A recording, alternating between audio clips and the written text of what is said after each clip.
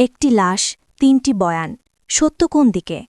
হাদি হত্যাকাণ্ড ঘিরে রাষ্ট্র, সাংবাদিক ও বিশ্লেষকের বিপরীত অবস্থান। ২৯ ঘণ্টায় প্রায় ৪৭ লাখ টাকা অনুদানের টাকা পেলেন তাসনিম জারা। এতক্ষণ শুনছিলেন সংবাদ শিরোনাম, এখন জানাব বিস্তারিত। একটি হত্যাকাণ্ড, একটি লাশ, কিন্তু সেই লাশের খুনি কে? এই প্রশ্নের উত্তর খুঁজতে গিয়ে আজ যেন পুরো জাতি ৩ ভাগে বিভক্ত। দৃশ্যটা ঠিক যেন কোচো খুঁড়তে গিয়ে সাপ বেরিয়ে আসার গল্প। যে ঘটনাটি শুরু হয়েছিল একটি সরল অপরাধ তদন্ত হিসেবে, সেটি ধীরে ধীরে রূপ নিয়েছে এক জটিল রাজনৈতিক, প্রশাসনিক ও বয়ানগত নাটকে।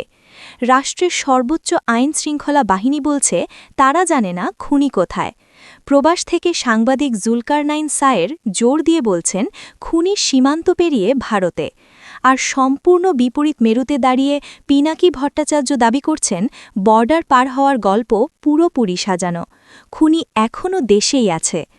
একটি মাত্র ঘটনা, অথচ ৩টি সম্পূর্ণ বিপরীত বয়ান। তাহলে সত্য কে বলছে? পুলিশ কি তাদের ব্যর্থতা ঢাকছে?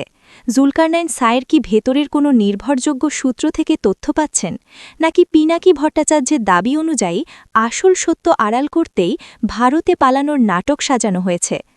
আজকের এই বিশেষ অনুসন্ধানী প্রতিবেদনে আমরা এই ৩টি বয়ানকে অপারেশন টেবিলে তুলে ব্যবচ্ছেদ করব। দেখব কার বক্তব্যের ভেতরে তথ্যের শক্ত ভিত্তি আছে আর কার বক্তব্যে রয়েছে কেবল অনুমান, আবেগ কিংবা ধোঁয়াশা।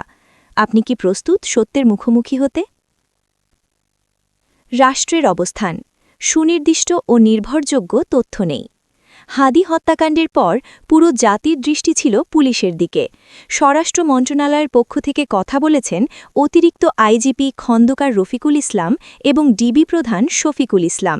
জনমনে প্রত্যাশা ছিল পুলিশ হয়তো বলবে আমরা খুনিকে ট্রেস করেছি, কিংবা সে অমুক জায়গায় আত্মগোপনে আছে। কিন্তু পুলিশ যা বয়েছে তা হতাশার চেয়েও বেশি রহস্যজনক।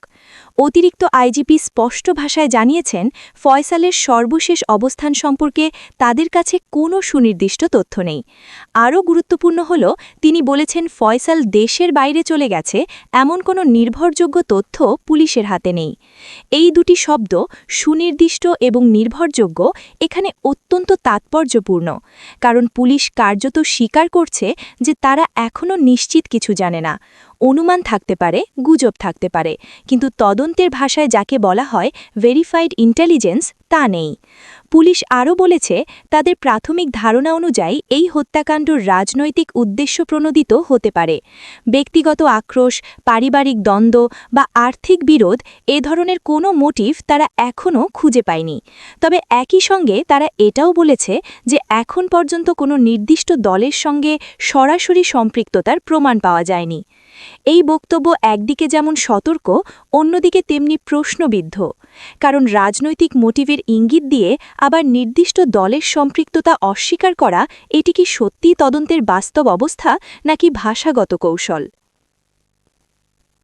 সাংবাদিক জুলকারনাইন সায়েরের বয়ান, খুনি ভারতে পালিয়েছে। এই রাষ্ট্রীয় অনিশ্চয়তার মাঝেই আসে প্রবাসী সাংবাদিক জুলকারনাইন সায়েরের দৃঢ় দাবি। তিনি প্রকাশ্যে বলেছেন খুনি বর্ডার পেরিয়ে ভারতে চলে গেছে। তার বক্তব্যে কোনো দ্বিধা নেই, কোনো সম্ভবত বা ধারণা করা হচ্ছে এই ধরনের শব্দও নেই, বরং তার কণ্ঠে ছিল আত্মবিশ্বাস। প্রশ্ন হল, এই আত্মবিশ্বাসের উৎস কী? সাংবাদিকতার জগতে একটি পুরনো কথা আছে, সব তথ্য প্রকাশযোগ্য নয়, কিন্তু সব তথ্যের উৎস থাকে। জুলকারনাইন সায়ের কি এমন কোনো গোয়েন্দা সূত্র পেয়েছেন যা এখনও পুলিশের হাতে পৌঁছয়নি? নাকি স্থানীয় সীমান্ত এলাকার কোনো নেটওয়ার্ক থেকে পাওয়া তথ্যকেই তিনি নিশ্চিত সত্য হিসেবে তুলে ধরছেন? সমালোচকেরা বলছেন যদি খুনি সত্যিই সীমান্ত পেরিয়ে ভারতে চলে গিয়ে থাকে, তাহলে তার পেছনে একটি বড় লজিস্টিক সাপোর্ট থাকা দরকার। সীমান্ত পার হওয়া শুধু ইচ্ছার বিষয় নয়, এর সঙ্গে জড়িত থাকে দালাল, রুট, সময় এবং অনেক ক্ষেত্রে প্রভাবশালী সহায়তা। প্রশ্ন হল, পুলিশ যদি এমন কোনো নেটওয়ার্কের অস্তিত্ব না পায়, তাহলে একজন সাংবাদিক কিভাবে এত নিশ্চিত হতে পারেন? তবে সমর্থকেরা যুক্তি ভিন্ন। তাদের মতে সাংবাদিকেরা অনেক সময় রাষ্ট্রীয় সংস্থার আগেই তথ্য পান। বিশেষ করে সীমান্তবর্তী অপরাধের ক্ষেত্রে স্থানীয় সূত্র অনেক দ্রুত কাজ করে। সেক্ষেত্রে জুলকারনাইন সায়েরের বক্তব্য একেবারে উড়িয়ে দেওয়ারও সুযোগ নেই। পিনাকি ভট্টাচার্যের পাল্টা দাবি, বর্ডার পারের গল্প পুরোটাই নাটক।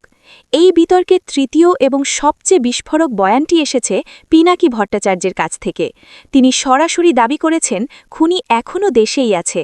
ভারতে পালিয়েছে এই গল্পটি নাকি ইচ্ছেকৃতভাবে ছড়ানো হচ্ছে, যাতে আসল জায়গা থেকে দৃষ্টি সরে যায়। পিনাকি ভট্টাচার্যের যুক্তি অনুযায়ী যদি খুনি দেশেই থাকে, তাহলে প্রশ্ন আসে কেন তাকে এখনও গ্রেফতার করা যাচ্ছে না। তার ব্যাখ্যা হল, এখানেই লুকিয়ে আছে বড় রহস্য। হয়তো কাউকে আড়াল করতেই এই বিভ্রান্তিকর বয়ান তৈরি করা হয়েছে। হয়তো তদন্তকে একটি নিরাপদ দূরত্বে রেখে দেওয়া হয়েছে, যেখানে প্রশ্ন করা সহজ কিন্তু উত্তর পাওয়া কঠিন। এই বক্তব্য অনেকের কাছে ষড়যন্ত্র তত্ত্ব মনে হতে পারে, কিন্তু বাংলাদেশের রাজনৈতিক বাস্তবতায় এমন ধারণা একেবারে অচেনা নয়। অতীতে বহু ঘটনায় দেখা গেছে একটা পালিয়ে গেছে বয়ান বছরের পর বছর ধরে চলেছে, অথচ অভিযুক্তরা থেকেছে দেশের মধ্যেই, ক্ষমতার ছায়ায়। তাহলে সত্য কোথায়? তিনটি বয়ানকে পাশাপাশি রাখলে একটি বিষয় পরিষ্কার হয়, কেউই এখনও প্রমাণের টেবিলে চূড়ান্ত সত্য রাখতে পারেনি। পুলিশ বলছে, আমাদের কাছে সুনির্দিষ্ট ও নির্ভরযোগ্য তথ্য নেই। জুলকারনাইন সায়ের বলছেন, খুনি ভারতে। পিনাকি ভট্টাচার্য বলছেন, খুনি দেশেই, বর্ডার পারের গল্প সাজানো। এখানে সবচেয়ে দুর্বল অবস্থানে আছে রাষ্ট্র, কারণ রাষ্ট্রের দায়িত্ব শুধু বক্তব্য দেওয়া নয়, বরং তদন্তের মাধ্যমে অনিশ্চয়তা দূর করা। যখন পুলিশ প্রকাশ্যে স্বীকার করে যে তাদের কাছে নির্ভরযোগ্য তথ্য নেই, তখন সেটি কেবল সততা নয়, এটি এক ধরনের ব্যর্থতারও স্বীকৃতি। একই সঙ্গে প্রশ্ন ওঠে, এই ব্যর্থতা কি নিছক সক্ষমতার অভাব নাকি কৌশলগত নীরবতা? তদন্তের স্বার্থে অনেক সময় পুলিশ সব তথ্য প্রকাশ করে না, এটা সত্য, কিন্তু যখন জনমনে সন্দেহ দানা বাঁধে, তখন নীরবতা আরও বিপজ্জনক হয়ে ওঠে। হাদি হত্যাকাণ্ড আজ আর শুধু একটি অপরাধ নয়, এটি হয়ে উঠেছে রাষ্ট্রের বিশ্বাসযোগ্যতা, সাংবাদিকতার দায়বদ্ধতা এবং রাজনৈতিক বিশ্লেষণের বিশ্বাসযোগ্যতার পরীক্ষা। সত্য হয়তো এই তিনটি বয়ানের কোনো একটির মধ্যেই লুকিয়ে আছে, আবার সত্য হয়তো এর বাইরেও, আরও গভীরে। কিন্তু একটি বিষয় নিশ্চিত, যতদিন খুনি ধরা না পড়বে, ততদিন এই বিভাজন আরও তীব্র হবে। গুজব বাড়বে, সন্দেহ বাড়বে, আর প্রশ্নের পাহাড় আরও উঁচু হবে। আজ প্রশ্ন শুধু এই নয়, খুনি কোথায়? আজ প্রশ্ন হলো, আমরা কি আদৌ সত্য জানতে পারব, নাকি সত্যের নামে আমাদের সামনে পরিবেশন করা হবে আরও সাজানো নাট্যচিত্র? সেই উত্তরই এখন পুরো জাতি অপেক্ষা করে আছে। ঢাকা ৯ আসনের এমপি প্রার্থী ও জাতীয় নাগরিক পার্টির সিনিয়র যুগ্ম সদস্য সচিব ডাক্তার তাসনিম জারার নির্বাচনী তহবিল সংগ্রহের লক্ষ্যমাত্রা পূরণ হয়েছে মাত্র ২৯ ঘণ্টায়। মঙ্গলবার ২৩ ডিসেম্বর দিবাগত রাত ২:৩০টার দিকে নিজের ভেরিফাইড ফেসবুক পেজে দেওয়া এক পোস্টে এ তথ্য জানান ডাক্তার তাসনিম জারা। তিনি বলেন, এই সময়ের মধ্যে প্রায় ৪৭ লাখ টাকা অনুদান সংগ্রহ হওয়ায় আপাতত আর কোনো অনুদান গ্রহণ করা হচ্ছে না।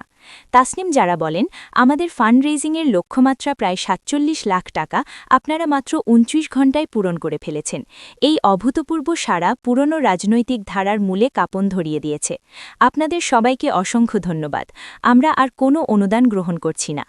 ডাক্তার তাসনিম জারা বলেন, এখন শুরু হচ্ছে আসল লড়াই। অধিকাংশ প্রার্থী এই নির্বাচনে ১০ থেকে ৫০ কোটি টাকা খরচ করবেন। অনেকে মনে করেন টাকা দিয়ে ভোট কেনা যায়, কিন্তু তারা একটি বিষয় ভুলে যান, আমাদের সঙ্গে আছেন আপনারা, যারা নতুন বাংলাদেশ গড়ার প্রত্যয়ে নিজের পকেটের টাকাও খরচ করতে প্রস্তুত। তিনি বলেন, ঢাকার ৯ আসনে প্রায় ৫ লাখ ভোটার রয়েছেন। একজন প্রার্থী হিসেবে দিনে ১২ ঘণ্টা হেঁটে প্রতিটি পরিবারের সঙ্গে ৫ মিনিট করেও কথা বললে সর্বোচ্চ ১০০ থেকে ১১০টি পরিবারের কাছে পৌঁছানো সম্ভব। পুরো নির্বাচনী সময়ে বড়জোর ৪,০০০ পরিবারের সঙ্গে সরাসরি কথা বলা যাবে, ফলে কয়েক লাখ পরিবারের কাছে বার্তা পৌঁছাবে না। তিনি আরও বলেন, আমরা টাকার রাজনীতি প্রত্যাখ্যান করতে এসেছি, তাই পেইড কর্মী নিয়োগ দেওয়া হবে না। মানুষের কাছে বার্তা পৌঁছাতেই স্বেচ্ছাসেবকদের ভূমিকাই হবে সবচেয়ে গুরুত্বপূর্ণ।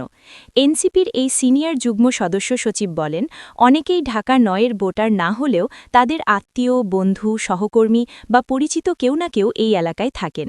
পরিচিত মানুষের একটি কথা পোস্টার, ব্যানার বা অর্থ খরচ করে প্রচারণার চেয়ে অনেক বেশি কার্যকর হতে পারে। আমি এই ক্যাম্পেইনে নিয়ম মেনে পোস্টার লাগাইনি, অন্যান্য প্রার্থীরা লাগিয়েছেন। এই অসমতা কাটাতেও আপনার একটা ফোন কল সাহায্য করতে পারে। এছাড়া আপনাদের কাছে আমার আরও ২টি সুনির্দিষ্ট আহ্বান আছে। 1. সপ্তাহে মাত্র 4 থেকে 8 ঘন্টা সময় দিন আমাদের হয়ে মানুষের দ্বারে দ্বারে যাওয়ার জন্য। আপনার দুটি কথা একটি পেইড বিলবোর্ডের চেয়ে হাজার গুণ শক্তিশালী হবে।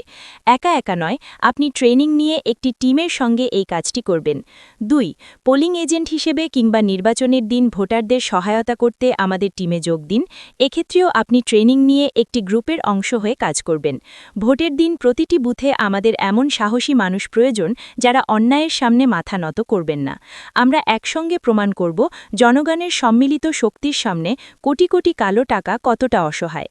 তিনি আরও বলেন, শুরু থেকেই আমি প্রতিশ্রুতি দিয়েছি যে এই ফান্ডের প্রতিটি পয়সার হিসাব হবে স্বচ্ছ। এই স্বচ্ছতা নিশ্চিত করতে আমরা নিচের পদক্ষেপগুলো মেনে চলছি। 1. আমরা কোনো ক্যাশ ডোনেশন গ্রহণ করছি না। প্রতিটি অনুদান একটিমাত্র বিকাশ ও একটিমাত্র ব্যাংক অ্যাকাউন্টে আসছে, যার রেকর্ড সরাসরি বাংলাদেশ ব্যাংক দ্বারা নিয়ন্ত্রিত। এটি ভবিষ্যতে যাচাই করা যাবে। 2. কোন মাধ্যমে কত টাকা আসছে তা আমরা আপনাদের নিয়মিত জানাচ্ছি। এই সমস্ত নথিপত্র আমরা নির্বাচন কমিশনের কাছে জমা দেব, যাতে তারা পূর্ণ স্বচ্ছতা যাচাই করতে পারে। 3. আমরা যে বিকাশ এবং ব্যাংক অ্যাকাউন্টে অনুদান নিচ্ছি সেখানে আমাদের ব্যক্তিগত কোনো লেনদেন করা হয় না। অ্যাকাউন্ট দুইটি নতুন, হিসাব 0 থেকে শুরু হয়েছে। এই অ্যাকাউন্টগুলোর ব্যালেন্সের 100% অর্থই আপনাদের অনুদান। এতে করে অন্য কোনো টাকা এখানে মিশে যাওয়ার বা হিসাব গোলমাল হওয়ার কোনো সুযোগ নেই। 4. সংগৃহীত অর্থ ঠিক কোন কোন খাতে কতটুকু ব্যয় করা হবে তা স্পষ্ট করে আপনাদের সামনে তুলে ধরা হবে।